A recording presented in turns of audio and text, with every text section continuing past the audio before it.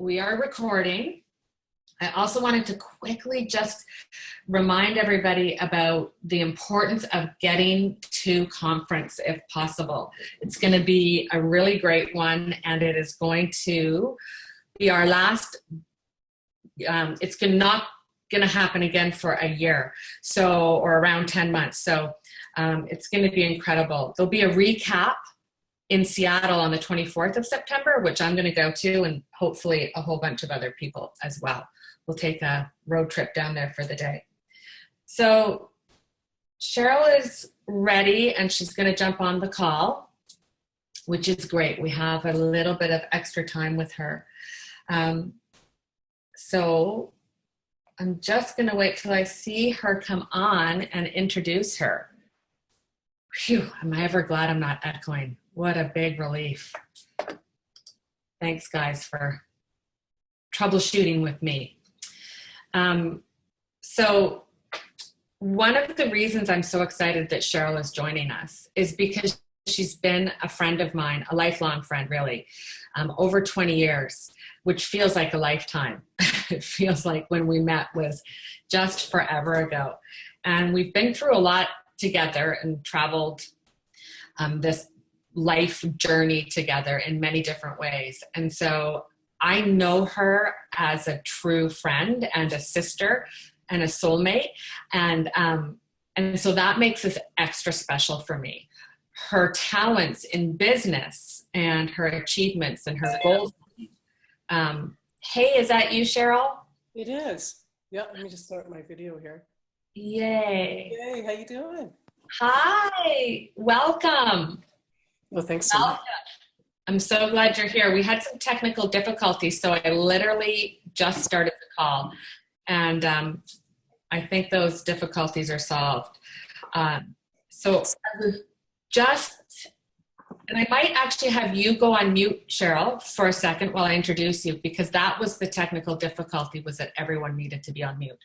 So why don't you pop on mute as well, just so we don't get that echoing back. Thanks. So, all right, well, here is Cheryl, you guys. Like I was just saying, I'm so excited because, Cheryl, I was just telling everyone on the call how long we've been friends, over 20 years, and how close we have been. And our friendship is one of those, like, you know, it doesn't matter how much time goes between our connections, our visiting, our seeing each other. It is like no time was missed, and we're right back where we were before. So I'm going to just really quickly introduce you. I had actually wanted to do a little bit of the preamble because I don't want to leave out any of your great accomplishments for these folks on the call, but I know that sometimes that's not always fun to listen to. So I was going to do that before you got on and then do a different one for you, but you're getting it, sister. You're getting the whole good deal.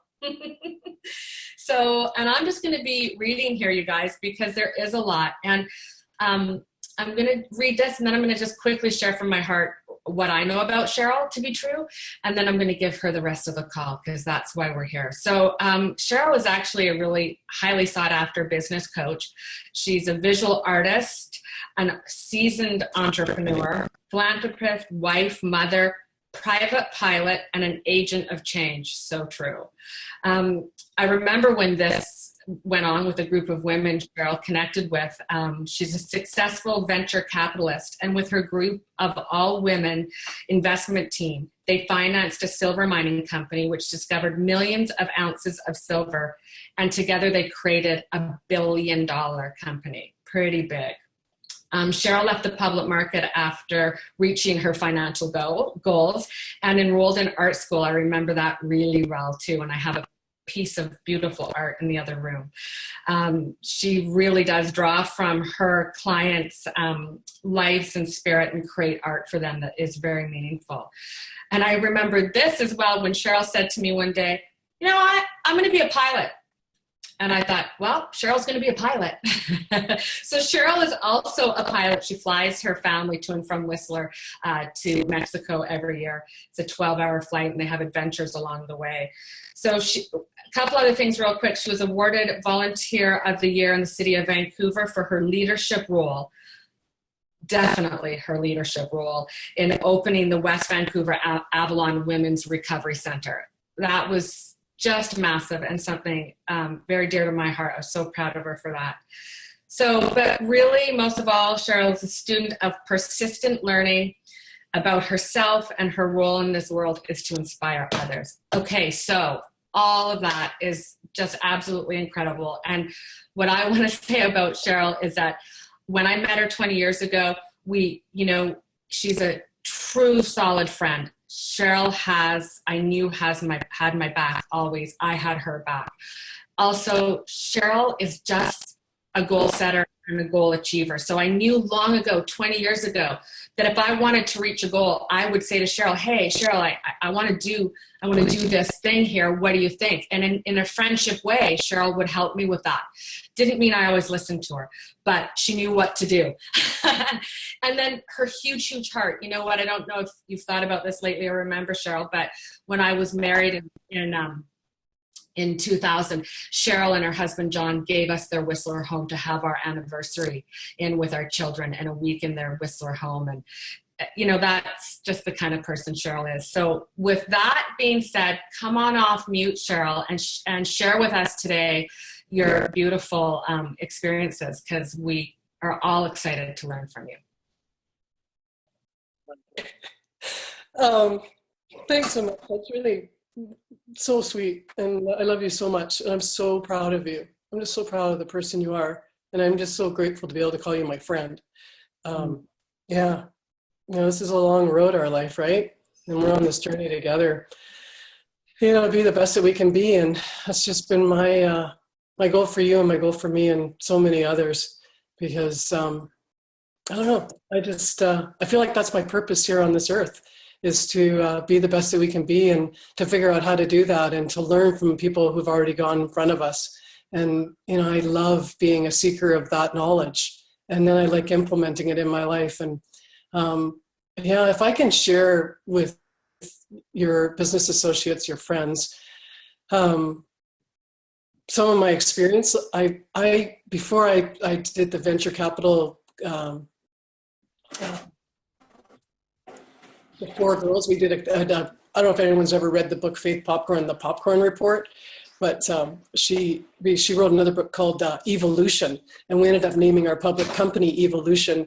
And it was about the economic power that women are getting from the fact that we are getting new jobs, and we're starting new businesses, and we're growing.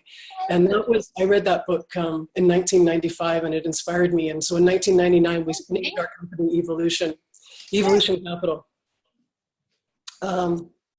Anyway, so before I had the privilege of making that company with that group of women, I was selling investments for 5 years before that. I think someone's eating.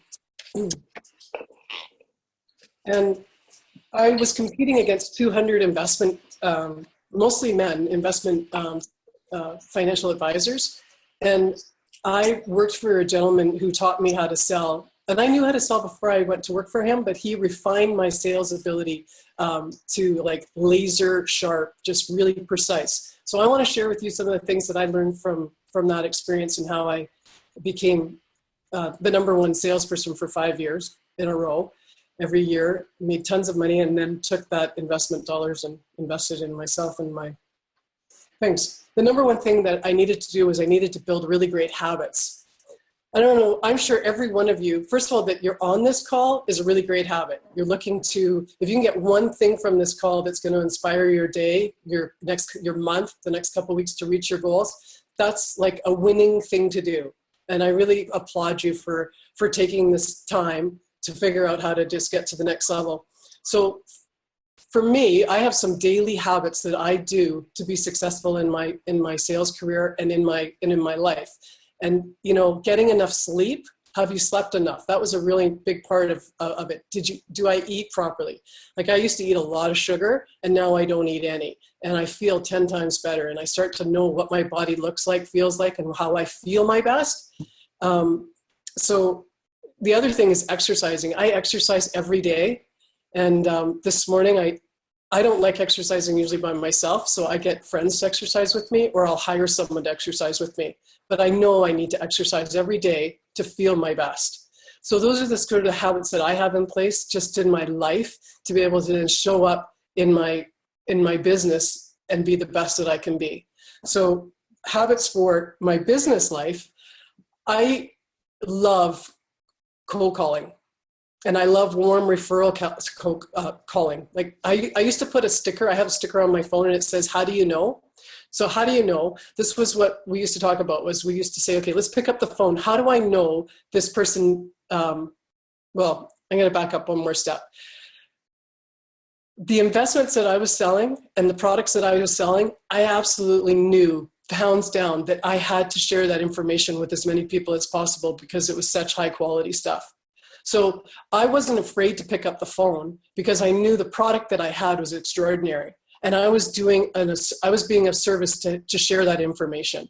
And I don't know, in the investment business, I've met some pretty sleazy kind of salespeople, and in every business, right? And they came off like they didn't really care about me or what I was interested in or what I needed as a client. They were more interested in just making a commission, and it really showed. So I thought, I don't want to be like that. And so I started reading about how do you be the best in the sales world. And you need to have good habits, but you need to also love what you're selling. You need to love yourself, and you need to love your client. Like really love your client and care about what they need and what's interesting for them. So I was a relationship salesperson, and I would spend, 3/4 of my time, if I had a 2-hour meeting with someone, 3/4 of my time would be talking about their life and what they were doing and what their goals were and what was happening in their lives, what problems they were facing. And we didn't talk about, what I had to sell. It wasn't important. What was more important to me was the relationship and developing a relationship and having a reason to call back. And I really genuinely cared and wanted to be of service to them. I don't know if Sarah showed you this, the sales statistics. Did you see that sales statistics? Did you? I don't know if you have that on the Zoom that you can share it with everybody, but I shared it with a few. This really hit home with me today. I don't know if you guys have ever thought about what's the length of time for your selling cycle? Like, when you make one phone call to a customer and they don't buy from you, and you think, oh, that's it, they're a no. Well, 48% of salespeople never follow up with a prospect. And, it's almost like, you meet someone who's interesting and within 5 minutes you kiss them. You've missed some steps in between. Like you would never kiss someone like the first 5 minutes, right? It's certainly a sale. Like there's a process in setting up that relationship and building that trust. So often the first phone call, I don't even know if I'd even mention the product that I'm selling. I would just establish rapport. A lot of times clients will say, well, what do you want to talk about? Is there anything going on in your world? Because you've been so interested in their life. And then it naturally just occurs that it's the right time, and you can totally feel it's the right time to talk about what's going on for you and what you'd like to share with them.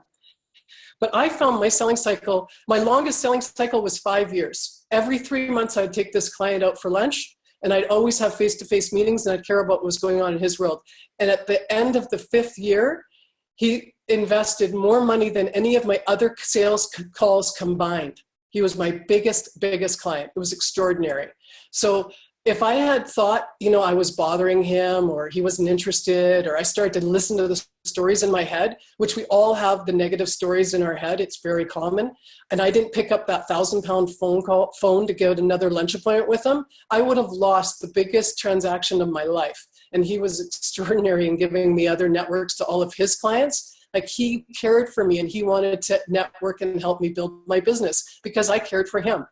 So that relationship selling was huge. But 80% of sales are made on the 5th to 12th contact. 80% of your sales will be made on the 5th to 12th contact. So if you've contacted someone 3 or 4 times and they're saying right now they're not interested, call them again, because life changes. And your life is changing, and you have stories to bring to them that are different 6 weeks ago that they don't know about. And you're doing them a disservice if you don't phone them back. And most people don't follow up. And that's how I became that much more successful in sales. It was so easy to beat those 200 sales guys, was because you just make 20% more calls than they do, which only is like 3 or 4 calls extra a day. And that's, I guess, the other question is, how many calls are you making a day? Like I would not leave my office unless I made 18 calls. 18 calls a day. And on average, if it was a cold call, which at the end of my career, they stopped being cold calls, they all became referral calls, which my closing ratio went up huge. But if you made 18 cold calls a day, you'd get 3 appointments. And then from those 3 appointments, you make 1 sale. And of those 2 people that didn't buy from me, I would phone them again and they would become a customer later. Like it was just that day. So, you will sell people on that first day, but it's the follow-up, follow-up, follow-up, and the persistence. So number 3 lesson, you have the big idea here is, your habits, love everything and everyone in yourself. And then the other thing is, I will persist. And how long are you going to persist till? This is like an obstacle course you're going on. Have you ever done an obstacle course where you're jumping through things, under things, around things? Well, people telling you they're busy, they're on holidays, they don't have any money, those are obstacles. And they're just challenges, and you're doing an obstacle course. And the idea is that you persist until you succeed. You don't persist until you get tired of the obstacle course. You persist until you succeed. And that's how you become the best of breed. And that's your habit. It's just keep persisting. It's like take one more step. How do you take that one more step? Just around the corner is your success. The other thing is don't take it so seriously. Like laugh at yourself, have a sense of humor, because I don't know, there's a lot of emotional ups and downs and dramas that your ego's going to want to drive you into the ground on this game. And, if you don't laugh at yourself, it won't be any fun. And it's got to be fun. And, right now the Olympics are on, and I just love watching people who go to the Olympics and just look at how hard they work to get to the Olympics. And you are Olympic business people. And I want you to think in those terms. And, you need to show up and love what you do and be of service to the people around you and make those calls. Those calls, getting in front of people and getting your product out to people is the number one thing that you need to do. And sell product. The business will sell itself. I mean, you definitely need to talk about the business and the opportunity, because I think it's an extraordinary opportunity that you guys are sitting on. But you lead with your product, and then, once the person likes your product, I lived and loved referrals. And people love giving me referrals. Asking people, can I share this with your friends? Can you give me a list of 5 people I can share this with? And I only would get the name first. And this is really important, is you get 5 names and then go back and ask for their phone number and email. But if you just say the first name and ask for their phone number and email, they think they've given you a lot of information. So just start with 5 names. Say, can you please give me 5 names of people you think that might like what I have to offer? And you will be surprised. You will be calling those 5 people, and you're now calling as a friend of a friend. And it's so great to be able to make those referral calls. It's just guaranteed sales. Like 80% closing ratio on referral calls was always my success rate. It was extraordinary. And the other thing is acting now. If you have a good habit in place, that I found between sort of 10 in the morning and 11 in the morning, I would make my 18 calls. And I acted now. I had a habit of every day acting now. So, make your list the night before, know what you're going to do. When you sit down and you work intensely at 10 in the morning to make your cold calls, or whatever time you feel is best for you, I found that was the best time of the day. Everyone was sort of at their office and I could get a hold of people. They'd done their drop off of their kids and whatever that they needed to do. And 10 o'clock was just a sweet spot to get a hold of everyone. And I'd always sort of be home or in my office between 10 and noon to get those phone calls back. And I'd make my appointments for the afternoon, and I'd go out and I'd have 3 appointments and I'd make 1 sale. So that was really critical on a habit. And then I'd sit down at my desk early in the morning the next day, and I'd write letters to those 3 people that I met with. And I had like custom stationery, and I have lots of custom stationery that I've got made up now. And handwriting those notes and putting something personal from that relationship, like from that coffee that you had with that person and that connection that you had with them, and saying something in that note to them. And when you want to always leave a meeting with saying, can I follow up? Always want to follow up. Can I follow up about how your summer was? Can I follow up about how your kids are doing? Can I follow up with you? And I want to connect with you. I want to tell you what's going on in my world. And just always have a reason to follow up, and then follow up. Just follow up. You are being of service to people. And that is so, so critical.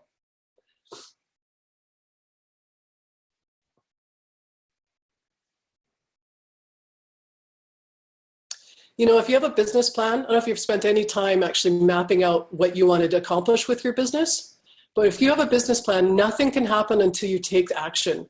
That business plan will not execute itself unless you take action.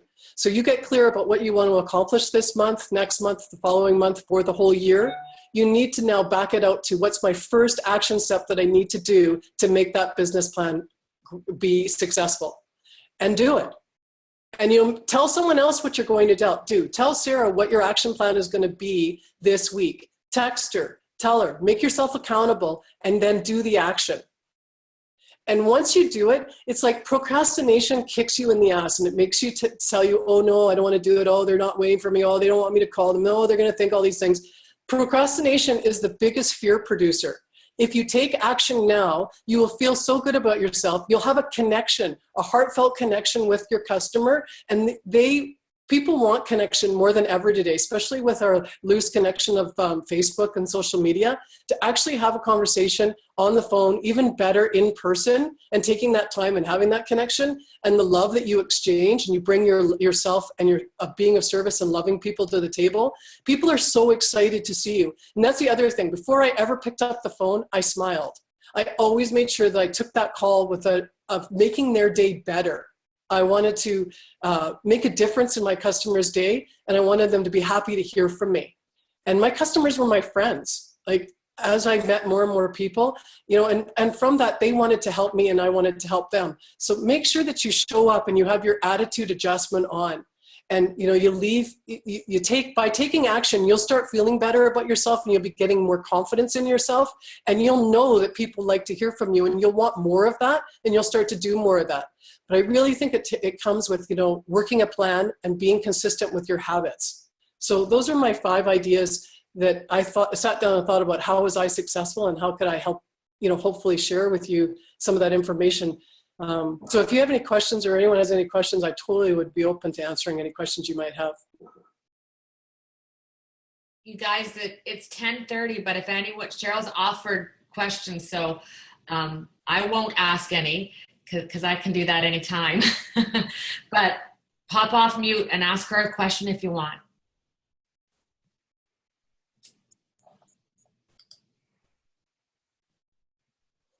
Oh, I wonder if they can. Can I ask a question? This is Cheryl Scott. I'm in Boise, Idaho. Hey, Cheryl Scott, what a great name. I love it.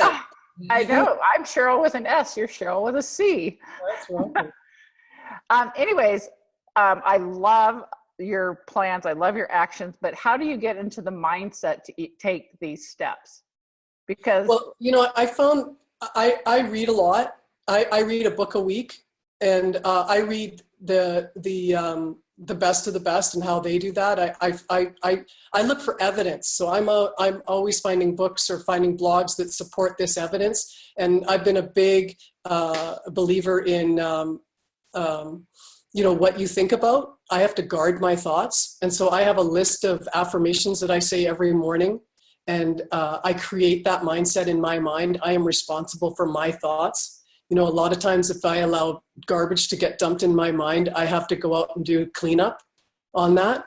And so I have a number of different ways that I work on, from eating healthy, sleeping well, exercising, doing meditation, I have guided affirmations that I do that I've written out myself, that I have others that I follow. I follow a lot of Louise Hay's work, and it just helps me. And then I really, you know, I do a lot of prayer, and asking God to be in the center of my calls, and asking God to show up in my calls so that I can be of best service to people that I'm trying to work with. And that helps me a lot get out of being self-serving. I'm trying to be of service to others, not of self-serving myself. So I find that really sort of shakes it up, Cheryl. Well, thank you. That's really, really helpful. Thank you. You're welcome. Rachel? I have a question. Hi. Yes, I'm Rachel, and thank you so much. This is very exciting. I really like the analogy that you gave about, you know, you don't meet somebody and start kissing them within 5 minutes. Can you kind of expand on that analogy so that, you know, because I think some people might be ready to go faster and some people are slower. Like you said, your client with the five years of time invested was, you know, slower, but then when he did decide to commit. He was ready to go all in. And in that 5 years, I must have showed him 10 different products that we had available. And not every time that I saw him did I have a product that I wanted to share with him, but I definitely did share some products with him. And he just said, I don't think that's going to fit with my investment portfolio right now. And I didn't take personal offense to that.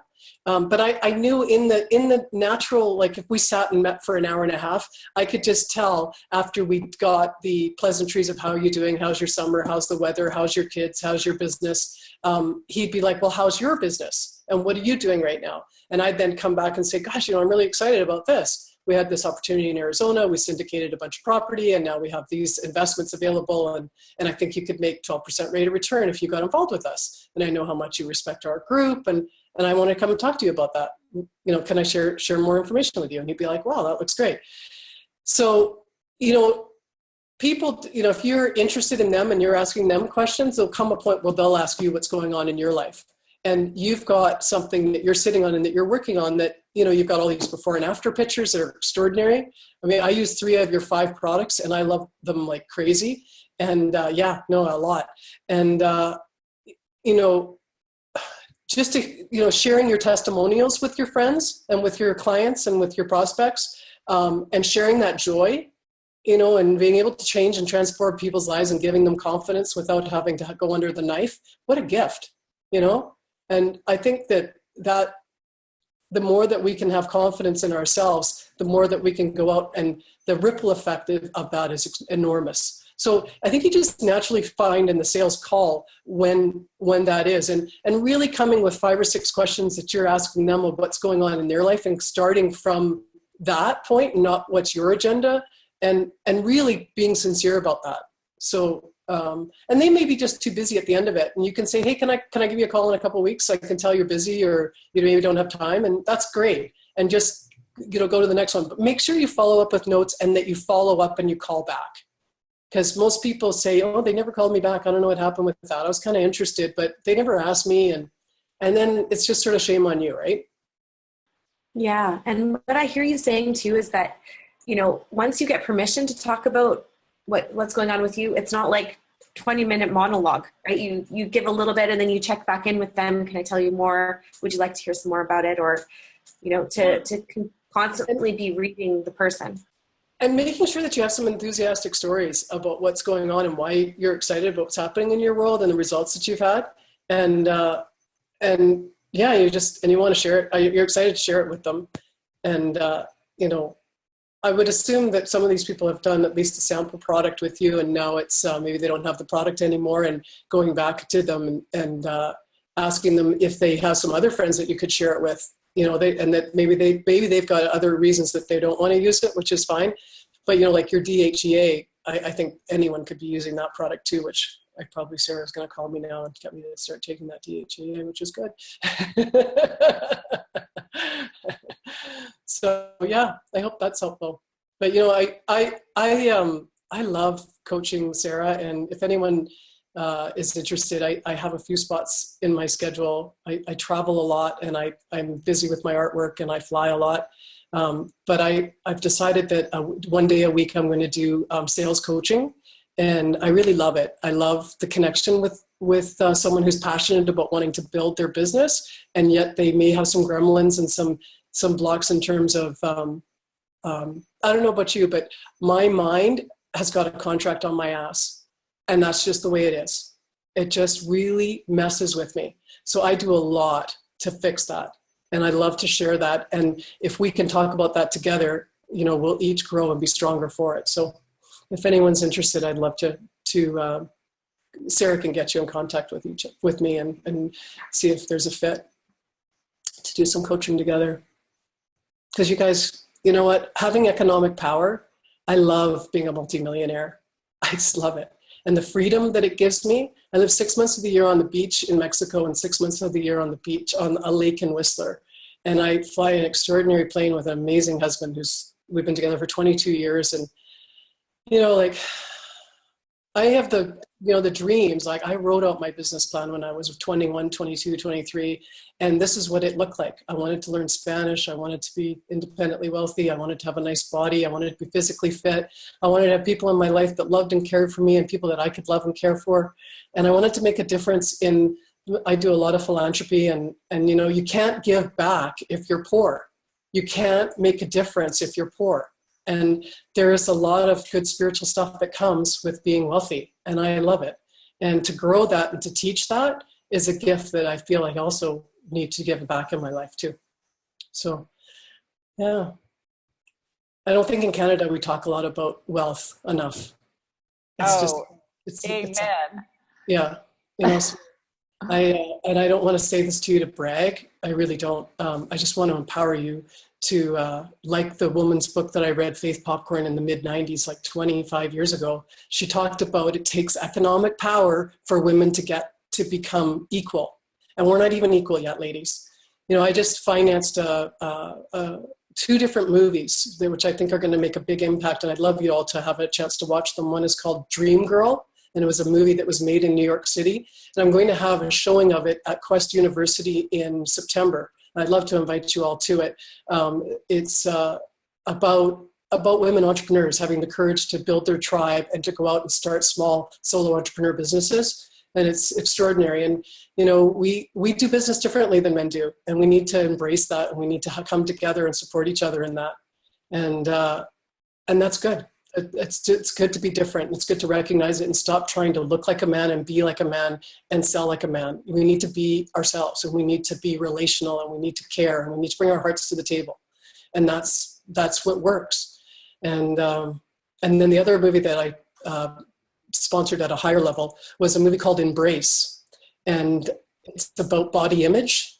And it's about 91% of women feel there's some part of their body they don't like. And I have been on a diet since I was 18 after I was very skinny from 0 to 18. I ate tons of crap, but my body could handle it. And anyways, so I gained 10 pounds at 18, and I was like, oh my God, I was on my first diet. And then I started to not like my body. And it's taken me years to just fully stand in the mirror and go, wow, you are beautiful. I love you. I love every part of you. And that's what this movie is about. It's just encouraging all of us to start loving ourselves more. And wrinkles and all. And like 50 is the new 50, and it rocks. So, yeah. Is there any other questions? Hi, I'm Fantasia. Hi, Fantasia. That's a beautiful name. Oh, thank you. Not so much a question, but I just want to thank you for your time. And I find you to be an amazing, inspirational woman, which I have yet to see. I was in like a family of male dominant entrepreneurs, so pretty treated like women are second class citizens, and it was really yeah, we are. Come on, don't you know? Yeah. And I have 2 young daughters, and this is my time where I'm stepping into my own career goals and starting business with Miriam and such. Fantastic. So it's really powerful for me to hear you speak in such a, not just business, but a good human being in the world, which are very far and few between. So nice. There's lots of great human beings in the world. I can introduce you to lots of them. Fantasia, I want to tell you a quick story. My dad said to me, I wanted to drive my brother's motorcycle when I was 15. He had this 50cc motorcycle, and I love motorcycles. And I said, Dad, can I get on his motorcycle? And he said, no, you can't. I said, well, why can't I? He said, if you fell off his motorcycle and you scarred your face, he said, what man would want to marry you? Oh my God. Oh my God. In that moment, I got the biggest resentment, and that put me on at least 20-year resentment to go and become financially independent. And I really have to thank him for that, because that's what drove me. I thought, you know what? I'm not going to go to art school. I wanted to go to art school. It was grade 10, and you had to pick between art and business. And I thought, I'm going to go to business school. This was in like less than 2 seconds. I thought, I'm going to go to business school. I'm going to become financially independent. I'm going to get really good at marketing. And then I'm going to go to art school and get really, and sell my art, and not be a starving artist. But I am not going to be dependent on a man. I am going to figure this life out without having to marry someone. I'm going to ride motorcycles and be free. And that's what happened. Like, Oh, it's actually, that's not exactly what happened. I have to tell you what happened. I married a really wealthy man who hates motorcycles, and I can't believe that. Oh my God. So he cried. Oh my gosh. I went and got my motorcycle license, and he was crying in the middle of the night, and he woke me up and he said, I just was at your funeral and I couldn't talk and I was really mad. He says, we have a son together. He said, could you please get your motorcycle license when our son turns 18? So I'm not a single father. Oh. Yeah, so I thought, oh, okay. He said, why don't we go and get our pilot's license together? That would be way cooler, and it'd be really fun, and that would be kind of freeing. And so I said, okay, I can compromise. So our son turned 19 on August 1st, and I've had this last year to go and become a motorcycle rider, and it's interesting. I've actually let go of that goal, and I think it was just a 15-year-old girl wanting to do something. And goals can change, I guess, is my point. And I love my dad for his limited view. I mean, my dad was, 74 when he died 3 years ago. And, it was just a dinosaur view. I mean, his view of where women should be is in the home. And that wasn't like he thought anything less of me. When I became financially successful in the business world that he was actually in, he was the biggest cheerleader I ever had. And he was so proud of me. So that's you just amazing. Keep going, girl. You just go, and don't let their stories right now change their stories, change their perception, change the world. Just by being true to yourself and listening to your heart. Thank you. Appreciate it. Right on. I appreciate you. Jane, do you have a quick question? Oh, you're on mute. Let me unmute you. Good time, Cheryl. Lovely to meet you. I'm seriously inspired. It's impressive. So I love to read too. And my quick question is, if I was to go to Indigo, this afternoon, number one book in terms of personal growth and development. I mean, clearly there's so many great ones out there. Oh, it's the number one book is the easiest one I could tell you. I read it every year. I've read it since I was 18 years old, and I read it every January. And I do everything that's in that book, and I have done for the last 32 years. It's Think and Grow Rich by Napoleon Hill. And they've just come out with a Think and Grow Rich for women. And Sarah listens to it on audiobook. And, getting clear about your goals. You need to have your goals, be really, really clear about what they are. You need a plan. How do you know you got there unless you have a plan? So getting a plan, setting some goals. And plan to fail. Yeah. Yep. And, I used to do vision boards. I still do vision boards, but I started doing vision boards every year, every January with my mastermind group, because I said in Think and Grow Rich, I need a mastermind group. So, and I've been looking at masterminding is so important, and we could have a whole talk, and maybe we'll do that in the next couple of weeks about masterminding and what that looks like. But Think and Grow Rich is the book you need to read the next week or two, and then let's talk about more about it. Oh, thank you so much. No, I'm off to get it. Absolutely. The Think and Grow Rich for women was great because it really does talk about women who have been successful and what they took to be successful, and they did it on their terms as women, which I like. I think it's more in tune with what you guys are doing, and I've read all of those books. So that's my number one pick for sure. Oh, fantastic. The second book that I would get is The Og Mandino, The Greatest Salesman in the World. And then the third book is Zig Ziglar's Closing the Sale. Mm-hmm. Cheryl. Yes. I'm speechless. I think about 20 years ago, would we have guessed that we've been doing this, that we would be doing this? And I called Cheryl, you guys, several months ago to offer her a business opportunity here at Nerium. I put her on my Eagle list. You've all heard me talk about my Eagle list. So my dream team. And I put Cheryl Wheeler on there. And I called Cheryl, and I told her about Nerium, and she'd heard about Nerium. And we talked for a while and had a good talk. I stood out on my porch in the sunshine, and we had a good long catch up. It had been a little while. And by the time we got off the call, I had booked a coaching call with Cheryl. Mm-hmm. And I hung up and I went, wait a minute. Hang on. And I sent her a message. I said, I think you might have just done a reverse sale on me. Cheryl does use, and that day ordered the products and has been using and loving the products. And to be honest with you, I don't want the business opportunity because I